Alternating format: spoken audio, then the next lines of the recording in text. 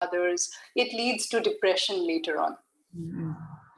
And there's nothing I can do to help it, because later I remember I was annoyed. I was like, I wish I have done something at that point, but I was just too scared. I just like blacked out. There was nothing I could. Yeah, it's normal because, as I said, a trauma is an experience which we cannot deal with because of Helpless. lack of resource, right? So today, you're in the future. So Yes. in the future, it might feel like, oh, I could have done this, I could have done that. But at that moment, you lacked the resource. That's why it became traumatic, right? Yeah. So what you could do is you have to forgive yourself. Because it is now this present you cannot forgive the past you for not doing what the present you thinks was good. Yeah. So remember, any decision we take today, we always take based on the resources we have in our hands, right? Now tomorrow or 6 months later, we might be more resourceful than we are today. Possible, right? And then when we look back and we ruminate and we tell ourselves, you know, how could I have done that? I could have done it this way or that way, played it better. I could have got better results. But we don't realize that in the process of evolution, we chose or we took the decision at a past time, not at the present where we are more resourceful. Yeah. So this is the mistake that we do, all of us. We judge ourselves from a moment in the past where we were less resourceful than now. So all of you, whoever is listening, this is the only thing that can initially help us recover. There are other things also we have to do with that, is to understand that you took the decision, or whatever you could do or could not do was based on the circumstances back then. And that's the best that you could do. Yes. Okay. So it's time to at least forgive yourself if you cannot forgive the perpetrator. No, I have done some work, and we worked on forgiving, because it's better for me to let go, because if I hold on, it's useless, because first of all, it's in the past. Definitely. And second of all, it's just holding on to anger and bitterness. So there's no point of that. It's just definitely not good for my health. Yeah, the perpetrator is gone and doing more damage to other people. It's fine. But for me, I need to move on. And the only way to move on is if you forgive yourself. It's the first step. I have to. Yeah, so the first step that you said, sometimes it takes a lot of courage to take that step, lot of courage. Yeah. And many of us, we feel stuck because of the anger, hatred, and the resentment that we have, not only towards the perpetrator, but also towards us, for allowing us even to be in that situation, you know? Yeah, so stupid sometimes. Yeah, so we have to first, that's why forgive ourselves and then move on to forgiving the other. It's just like always the same rule. In the aircraft, the gas pressure, the oxygen is low and the gas mask comes down, so you put it on yourself and then you help the other. Then you help someone else, yes. Yeah. Thank you. I have two questions. Thank you. Thank you, Rema. Gina, you said if you have forgiven, can you repeat it? Like you can talk. I'm open to listening. Yes. Good evening, Sarmistha. Good evening. Yeah. Thanks for the invite. What I wanted to say, if one has forgiven oneself, and when one forgives oneself, this means in a way you have forgiven the other one. It could be at the same time or it could be at different times. Yes. It is completely depending on the perception of the individual. Yeah. Then you can change the decision, isn't it? Suppose I mean, you can change to unforgiveness later on? No, I mean, suppose you have taken a decision not to eat with certain types of friends, all right? Yeah, sure. That specific person is in that group. Yeah. and then you have forgiven that person. You come back, you say, okay, I will join your group for a drink, for example. Right. Yeah, this means you Of have, course, you yeah, have. This means if your actions, technically, Gina, our yeah, actions doesn't mean anything yeah, because we act always according to how we want to appear in the society. Okay, so yeah, what we feel internally is the most important thing. yeah, If you feel neutral in yeah, that circumstance where earlier you had some adverse feeling towards certain people, but later on you feel neutral towards them, that yeah, means you have forgiven. But yeah, if you don't feel neutral, but still you're acting out of how society wants you to act, then the action doesn't count as forgiveness because it yeah. is an internal thing, it is not an external thing. I do understand, Sarmistha. You know what? Well, I am no more young. What I have understood is that we cannot live uh, as per society norms. Sometimes you have to choose your own priority to be happy. Okay, there are rules. You have to obey the rules to a certain extent. But I have reached a point in my life, I have had so many hurdles and obstacles. But whatever society thinks of me is not so important. It's whatever God thinks of me is the most important. Definitely. So, whatever you are doing, if you Mm. feel you are neutral, then there is no issues. As long as you are neutral, whether you are doing it for God or whether you're doing it for yourself, the main thing is I feel neutral towards those people. That's it. Yeah, yeah. Thank you. Thanks a lot. Thank you. Yeah, You're welcome. yeah. Anyone else? Any other questions or clarifications?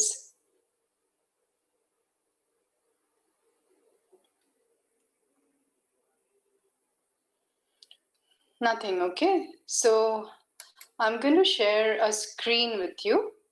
Watch this. This is what trauma does to people.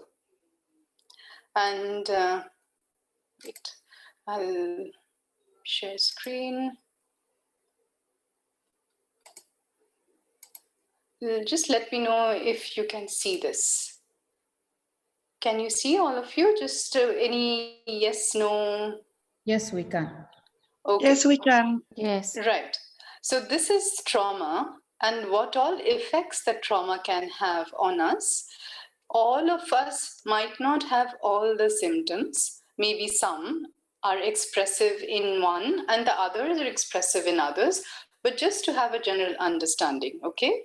Let's start from this, like shame, self-hatred, which I was speaking about a while ago, panic attacks, emotional overwhelm, chronic pain and headache, eating disorders,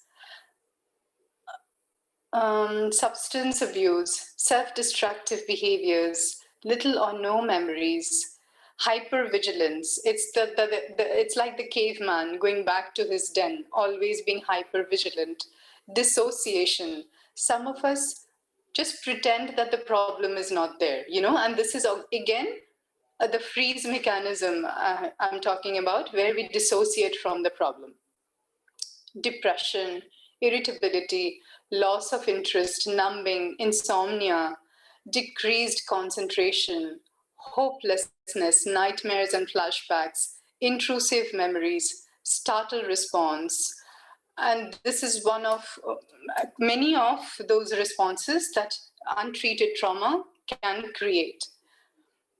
So, how many of you have uh, really, like seen people who get easily startled?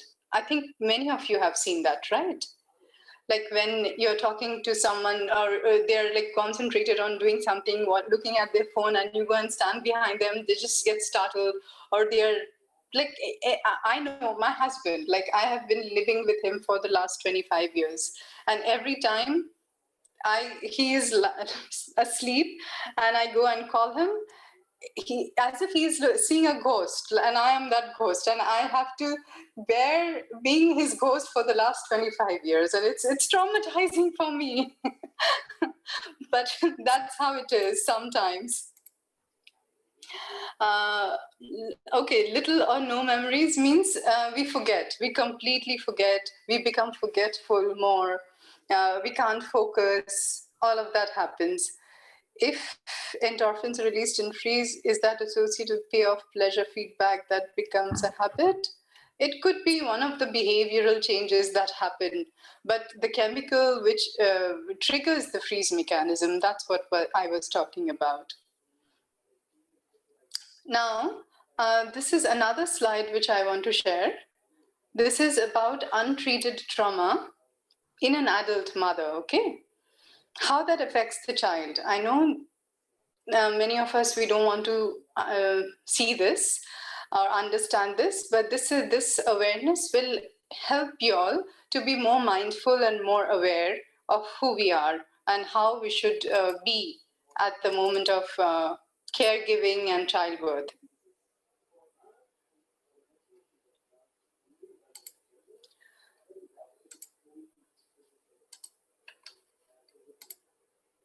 So this is that slide, how a caregiver's trauma can impact a child's development. So a caregiver with traumatic experience, this is the caregiver holding a baby who had a traumatic experience, but she did not heal or resolve that episode of her life. It got repressed and suppressed and life went on. So, or during childbirth, during pregnancy also, people go through several emotional traumas. So the mother, she is now releasing cortisol because of her anxiety, her stress, her traumatic response. And the baby is absorbing this cortisol through the placenta. And this can impact the baby's HPA axis, central nervous system, limbic system, autonomic nervous system. Caregiver struggles to regulate that issue. Attachment relationship between caregiver and the child may be strained, can impact child's development of a core sense of self, ability to integrate experiences, epigenetic expressions. So in the adulthood, a person who had a caregiver with untreated trauma may be more prone to PTSD after trauma, struggle to repair after conflict, struggle with relationships, unintentionally bring out negative behaviors in others, be emotionally detached, be more prone to dissociate, breaking the cycle of trauma. This can become a cycle, like the repetition of repeating these behavioral modes. The good news is it can be healed and we can break the loop if we are mindful and we work on ourselves to break it. And this is not any rocket science. We all, through mindfulness, through awareness, and through self-work, can break the cycle. Any questions about this? I know many of us are mothers here, and you might be thinking about your own personal trauma and how it is affecting the kids. But if you have any questions related to that, please go ahead.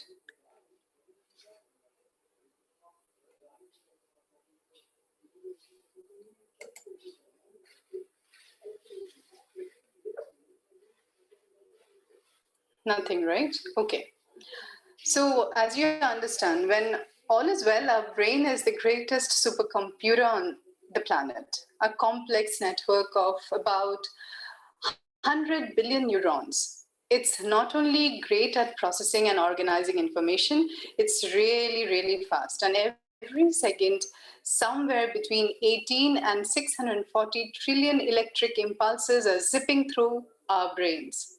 This matrix carefully encodes and stores your memories, your experiences, collectively making up the unique mosaic of who you are.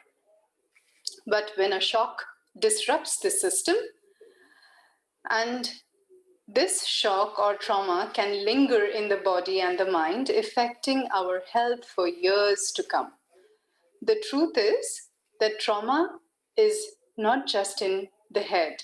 It leaves a real physical imprint on your body, jarring your memory storage processes and changing your brain. So, what is happening is because we are repeating, the mind is ruminating, and we are repeating the same experience over and over again. Imagine if this is a CPU and it has a RAM, the memory space. The memory space is getting blocked or filled up with trauma experience being repeated over and over again. So any new information which is related to self-development, evolution, growth, doesn't get into that system anymore because the system doesn't have the space. Then treating the trauma will create the space in the physical being, in the RAM space of our system, of our cellular memory. And it is then that we will be able to focus again, memorize again, get with new things, develop new things. It's like being more creative. All of that can happen. You know, I also give this example all the time. Just keep this in your mind. Imagine a country which is in war, okay? It's a trauma, right? For the country and every person in the country. So at that moment of time, when the country is at war, is there any growth and development and poetry and architecture and scientific development happening in the country? No, because all the systems in the country is just focusing on protecting the country. Defense, that's the main goal of the country. Just put this example into your system, our system now. When there is trauma, that means there is threat. Threat, that means you are at war, your system is at war. And the only purpose of the system, the focus of the system now is to defense and protect. So there is going to be no way that the system can now overload itself with development and growth. But imagine of a country which is at peace, like there is peace in the country. And immediately industrial revolution will happen, literary growth will happen, there will be art and culture and science, everything will start to develop in that country. And now put this example into, again, our system, and you see how trauma can affect us in this way too. I hope the examples are making sense to everyone. It's not too far-fetched. So untreated past trauma can have a big impact on your future health. The emotional and physical reaction it triggers can make you more prone to serious health conditions, including heart attack, stroke, obesity, diabetes, cancer, according to Harvard Medical School research. Additionally, the risk of developing mental and physical health problems increases with the number of traumatic events you have experienced. For example, your risk for problems is much higher if you had had 3 or more negative experiences, which is called adverse childhood experiences, or ACEs. This is, again, a research done by the Harvard research scientists, and there is research work and research paper related to this. From outward appearance, a trauma survivor may look whole and healthy, but trauma can fester an invisible wound, weakening the body's defenses until it manifests in the form of an illness. So what changes when we experience trauma? What happens to the body? Let's have a look and understand what happens to the supercomputer that we are when it experiences a shock. As we saw that it causes memory processing system to malfunction, the total memory system fails sometimes, like total blackouts happen. So the traumatic memory isn't logged and stored properly. Again, this is a defense mechanism because many of us who have gone through severe trauma have no recollection of the trauma at all. If there was, perhaps the system would have more malfunction, so the system just blocks that memory altogether. So the bigger picture is forgotten, but the mind or the supercomputer records only the simpler methods, like the signals of the traumatic memories of the pictures. Say, for example, like you were on a bridge. Let me give you a live example. Like there are a lot of people who have migrated from Lebanon to here post the blast that happened last year in their country. So now, even if they are here in Dubai where things are safe, if there's a loud noise suddenly somewhere, what do you think is going to happen to them? Their body has memorized the trauma of the shock. So every detail is little by little, parts and pieces of that detail is memorized, not the whole picture. And over time, the whole picture is going to disintegrate into small parts and say a loud noise. Or maybe that person was in a restaurant when the blast happened. So the association, every time that person today is in a restaurant and there is a loud noise, they will have a trauma response perhaps until they recover completely. So a lot of association happens in the brain and stores bits and pieces of the memory and reacts to those triggers. These are called triggers, which are not the whole picture, but a little part of the whole picture. So post-traumatic disorders, or stress disorders, or PTSD, can visibly change the brain. And images of a brain scan of people you can check on the internet. It really shows the impact of trauma before and after, how the brain completely, the physical mass of the brain changes. The three parts of the brain responsible for processing stress can change when people suffer PTSD. That is the hippocampus, it shrinks. The hippocampus, it is the center of emotions and memory. The amygdala, the function of that increases.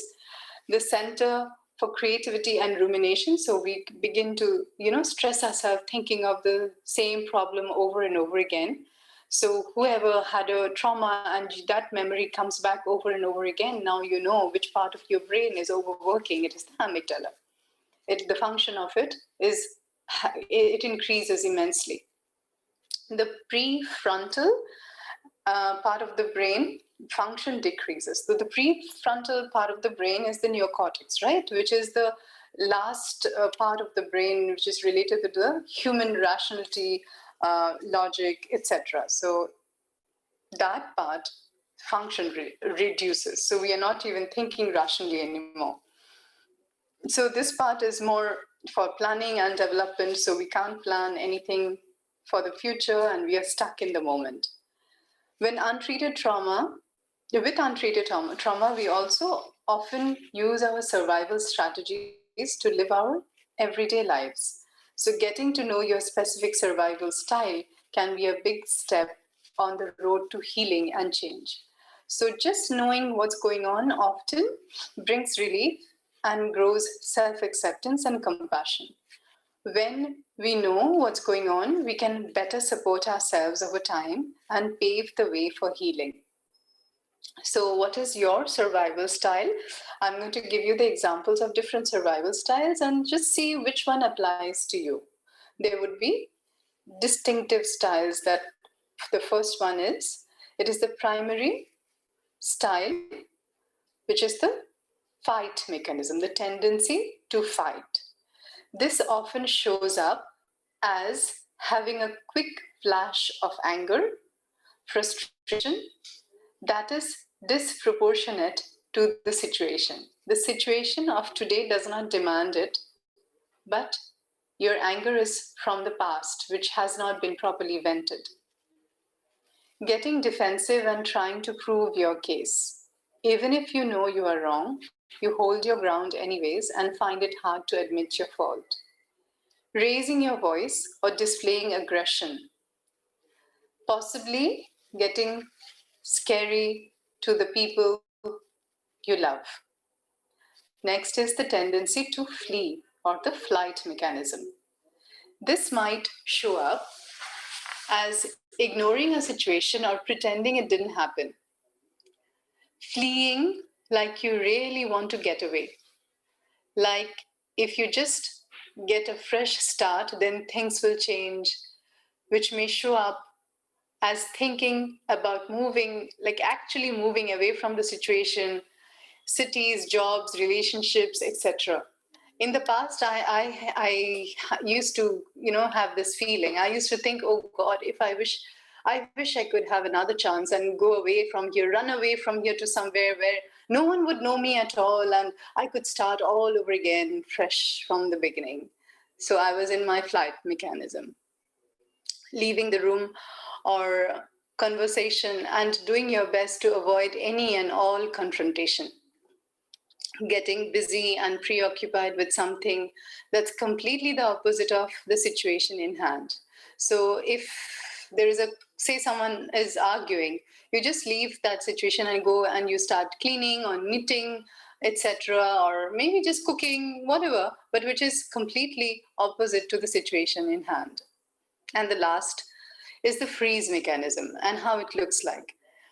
Going completely blank and finding it hard to express anything, having little or no desire or ability to go out or make any kind of social engagement, hoping that if you get really quiet and still and don't make a peep, that issue will just go away on its own. Completely forget a stressful or a traumatic situation that ever happened. When someone asks you about it, you might say, "What are you talking about?" And you really do have no recollection of that incident. And that is your truth at that moment because you have completely allowed yourself to forget about it.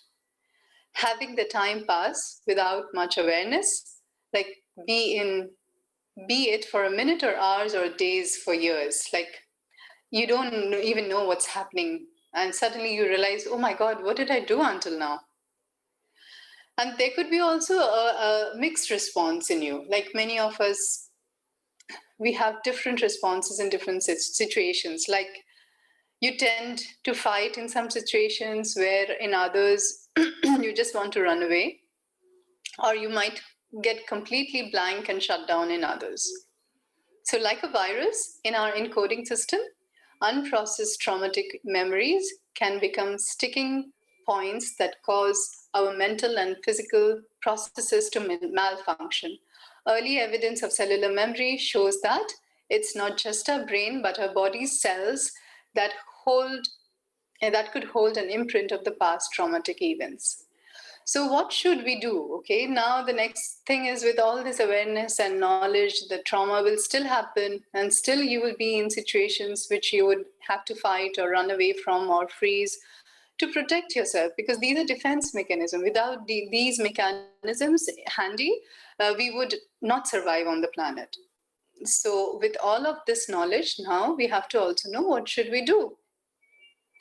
So knowing this is another slide which I'm sharing now about how we should deal with this.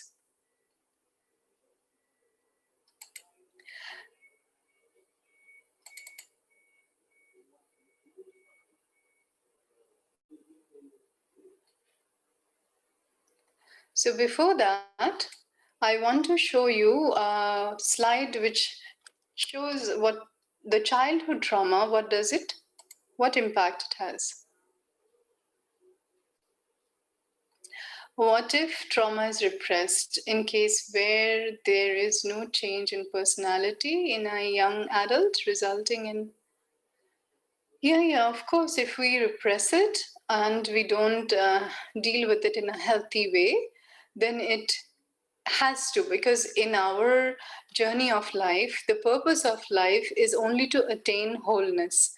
So in order to attain wholeness, we need to heal or resolve all our repressed and suppressed traumas. So in our real life, what will happen? We will meet with people or situations who will remind us and trigger those untreated or unhealed traumas. Actually, this is happening because our soul wants to heal what is repressed And if it wanted to repress it, then it could have stayed repressed for all our lives. But then we wouldn't attain the wholeness. So Nali, does that answer you? Yes, thank you. Okay, welcome. So this is what I wanted to, yeah. Do you see it now? This is the childhood trauma, empowering communities to protect our children. An event that a child finds overwhelmingly distressing or emotionally painful, often resulting in lasting mental and physical effects. 2 into X times more likely to develop into depression, and 3 into X times more likely to develop into anxiety disorder. Common causes: child abuse, physical, emotional, sexual, leads to grief, witnessing victim or violence, wartime terrorism, neglect, medical trauma, substance misuse, mental illness, separation from loved ones, bullying in school. These could be all the childhood trauma that a child might go through.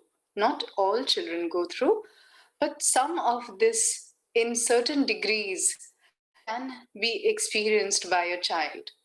And because the children have very less tools, like emotional tools to deal with such situations, it stays in their system for a long-term impact.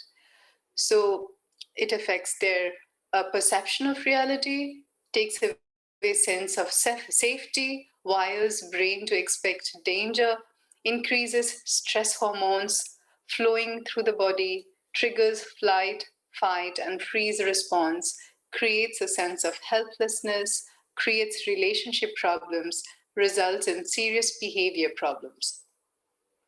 The initial trauma of a young child may go underground, but it will return to haunt us. It will return because, as I explained earlier, as an adult now, we have the resources to resolve it, to heal it, and to attain our wholeness. That's why it will return. So this prefrontal cortex, thinking center, gets underactivated, difficulty concentrating and learning. If you see these symptoms in a child, then it is, as a parent, to understand that the child must have some repressed trauma. Sometimes we, the parents, could be the reason of their trauma. Like the other day, I had a client, she's a young adult in her 20s, going through severe or mild depression now. And unfortunately, I mean, most of the times we see the perpetrator is someone who loves us the most, the parent, and not understanding, not aware that their love or what they think is an act of love can be too overwhelming for the child. They are in denial. So this young adult who was here, she just wanted to talk to a specialist, to a professional, because her parents had been always undermining that she has an issue. They are telling her that this is not an issue at all. You just need some motivation. You just have to go online, check some meditation, do some Googling on motivational stuff, and you'll be fine. This is not a problem. So, not giving value to what the child is experiencing can also be traumatizing for the child. So, sometimes out of love, we think we are having, even though we know that we have the best intention as parents for our children, it kind of can sometimes work adversely. So just be mindful that you're paying attention to your child, listening to what they're saying and taking their words seriously, because not always they're bluffing, not always they're making up stories to get your attention. Keep that in mind.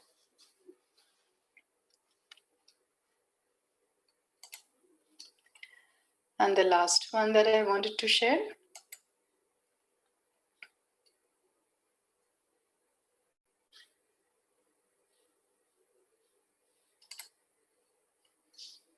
Just a moment.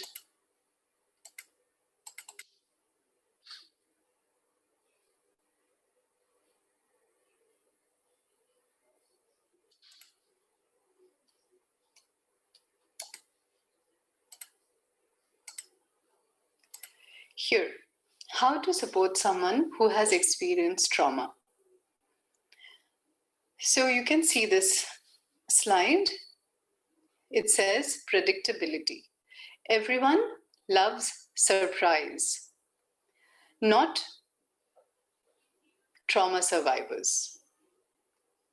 Remember, whatever is going on in the trauma survivor's mind, the last thing is surprise. So often they would like to have the situation in their control. They would prefer predictability because that feels safe. Perspective. Be aware when past is instructing into the present, past is intruding in the present, don't take responsibility for what is not yours.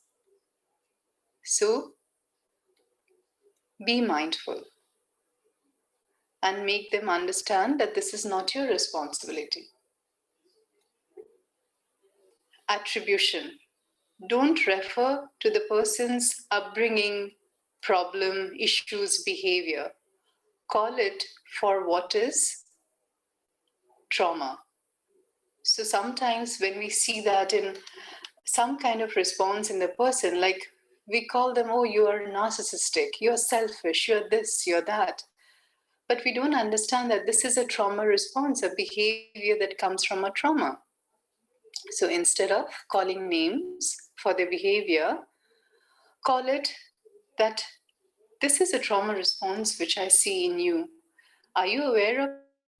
Maybe this will make them more understanding than calling them narcissistic or selfish or something else that you see in them.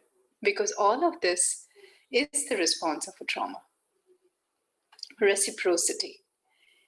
Give what you also need to receive, like listening, empathy, and empowerment. Support. Be kind, loving, patient, but empathetically set limits also. You have needs too. Don't go out of your way and then feel misused or overused or treated like a doormat. Because remember, they are in a state of trauma. They don't see anything beyond their threat. So you have to be whoever you are coming from a place of balance. You have to understand as much as I have to be empathetic and sympathetic, I also have to create my boundary. Choice. It can be a big trigger when a survivor is denied choice and control. This can get very, very traumatic. It has nothing to do with what the initial trauma is, but today, not given choice, can trigger much bigger trauma in that person. So always make sure that you're collaborating, you're cooperating, you're conferring, like making the decision together. Recalibration. Rid over reacting, oversensitive, or over anything from your vocabulary. So this is also very important. When you speak to those people who have or who are dealing with any past trauma, don't use the word over anything for them. Space. Allow time for the survivor to calm down and take perspective.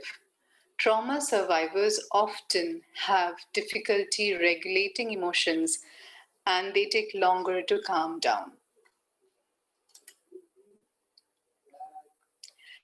Any questions so far? Please go ahead. We don't have much time. If you have questions, I'm here to answer you. Can I ask something, please? Mm-hmm. In relation to the earlier question which I asked, so I mean the symptoms which you see in later on, they may not be because of repressed trauma. Because if the person doesn't says that there has been no trauma, then it could be repressed trauma and also it could not be, right? Yeah, but see, the behavior in general of a person will tell you, even if they don't know that they're repressing or suppressing. So if someone is too extreme in their behavior, too out of the way nice or too out of the way mean and nasty, these are both trauma responses. Okay, and if they are, like too quiet, too Yeah, maybe whatever is isolated, too, whatever you extreme. see is the extreme, either too vocal, always chattering, trying to create a conversation, that is also a trauma response. Right. And what if suppose the person is not willing? I mean, if the person is not willing, but the family member feels that, there is something not right because of all whatever the problems are happening. Yeah. So you point out sometimes, as the last point, you remember the trauma survivor doesn't have the ability to regulate their emotions. At the same time, it takes them longer to calm down. So giving them that time will be vital, that this is what we see in you, which was not there before, if you know that person from before. And maybe right now you are unable to see these as we can. So take your time to reflect and understand, and that much time you can allocate to them. Okay, fine. Thank you so much. Thank you. You're welcome. Anyone else?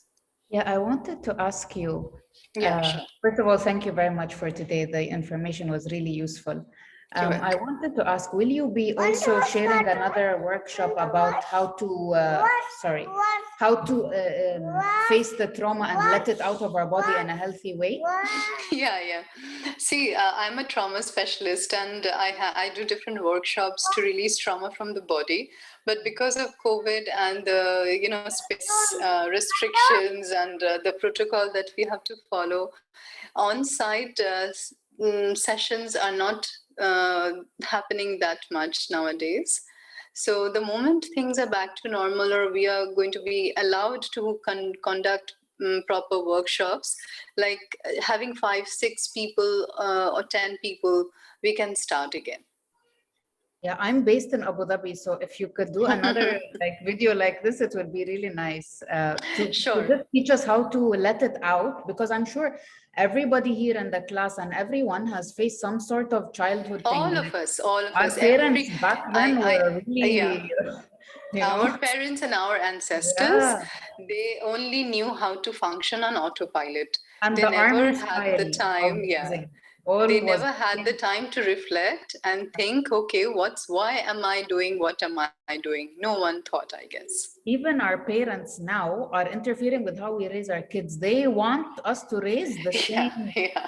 And no, Exactly. I will not be the army style. Because, Exactly. So their parents damaged them and they damaged us, and I damaged my child. We continue doing it forever and ever.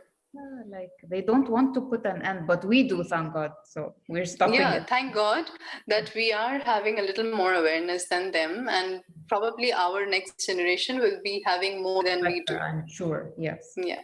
Thank you so much. You're welcome. Anyone else? Please go ahead. We have a few more minutes. I'm here to answer if you have any questions.